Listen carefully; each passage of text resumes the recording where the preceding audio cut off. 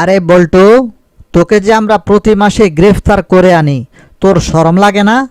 Sir, শরম লাগবে কেন? এটা তো আমার শ্বশুরবাড়ির মতোই মনে হচ্ছে।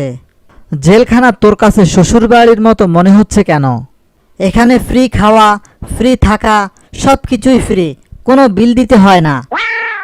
শ্বশুরবাড়িতেও এমন সুযোগ সুবিধা পাওয়া যায় না স্যার। তোর একটুও শরম করে না? প্রতি মাসে আমরা যে তোকে ধরে আনি। স্যার, শরম তো আপনাদের করা উচিত।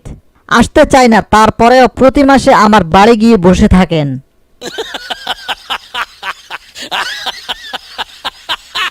বল্টু, ঘরের মালকিন ঘরে থাকার পরেও তুই কিভাবে চুরি করলি? স্যার, আপনার ফ্যামিলি কি আরাম আয়েশে জীবন কাটাচ্ছে? হ্যাঁ, খুব আরামায়েশ করে জীবনযাপন করছে। তো স্যার, আপনি এইটা জেনে কি করবেন যে চুরি কিভাবে করে?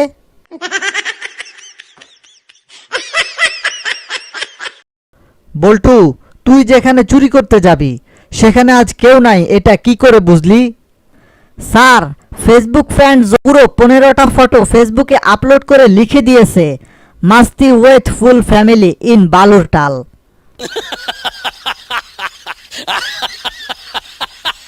বল্টু, তুই চুরি করিস কেন?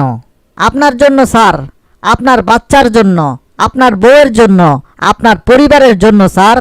এর মানে কি বল্টু? স্যার, যদি আমি চুরি না করি তাইলে জনতা আর সরকারের কি দরকার ছিল আপনাকে রাখার? আপনার চাকরি থাকতো না, আপনার পরিবার না খেয়ে মরতো। বাস বাস পাগলা, কান্দাইয়া ছাড়বি নাকি?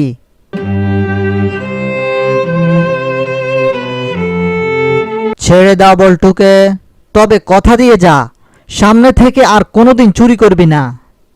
কথা দিলাম স্যার, সামনে আর চুরি করব না, যা করার পিছে থেকেই করব স্যার।